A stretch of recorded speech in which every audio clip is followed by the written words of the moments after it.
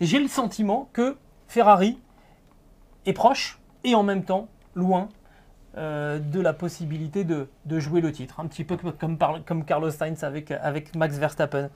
Il y a une ambiguïté là, c'est dur quand même pour la Scuderia.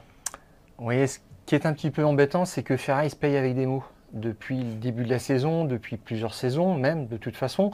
Ils ont dit Leclerc, d'après nos calculs, aurait dû gagner à Bakou. Très bien, mais ça c'est gratuit. Voilà. Tu parles d'une casse moteur à Bakou. Schumacher a cassé son moteur aussi à Montréal, dimanche. Donc c'est un problème supplémentaire encore qui se pose. Et on fait des erreurs et on se pardonne tout. Chez Ferrari, on se pardonne toutes les erreurs depuis longtemps. Des erreurs de stratégie. Et on ne remet pas en question les gens qui sont à la stratégie, qui sont responsables du fiasco à Monaco. C'est ça qui était... c'est un peu dramatique quand même, parce que ça veut dire qu'ils ne se donnent pas une capacité d'avancer, tout simplement. Et tu as noté effectivement la remontée. Alors c'est combien? C'est 14 places, non? Leclerc est passé de 19e à 5e. Ouais. Donc c'est une satisfaction, mais là encore, je dirais que le championnat de Formule 1 n'est pas le championnat des remontées. Tout simplement, il n'y a pas de point pour ça non plus. Alors, moi j'ai quand même noté quelque chose, c'est qu'ils avaient en tête de contrer Verstappen et qu'ils avaient fait de la victoire une obsession.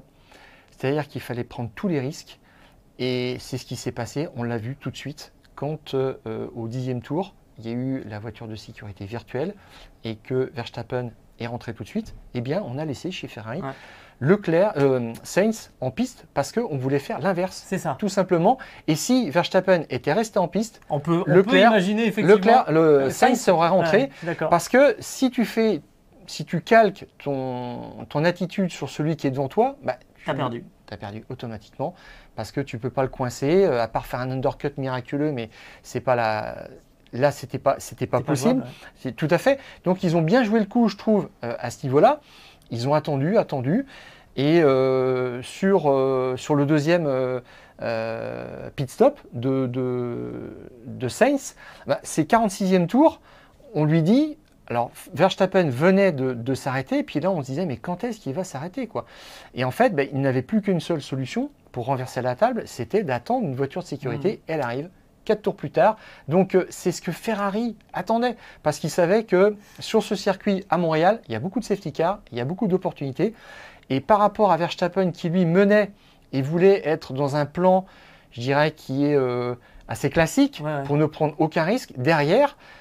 Sainz était 3e ou 2e, il y avait le choix et il laissait faire Verstappen devant et ensuite il décidait de la meilleure façon d'intervenir. Alors ce qui est un petit peu marrant, c'est qu'on avait un plan qui était assez clair chez Ferrari pour Sainz, par contre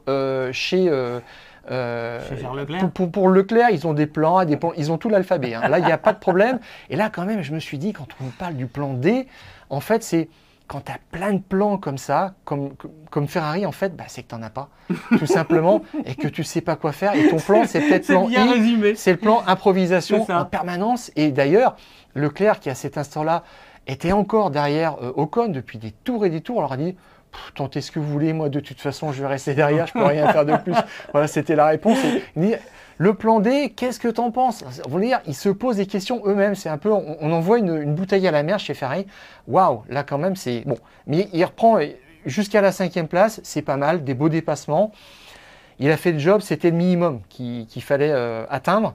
Ils ont sauvé tout ce qui pouvait l'être. Maintenant, ils vont effectivement, comme j'ai dit, repartir sur de bonnes bases, en espérant que ça leur porte chance.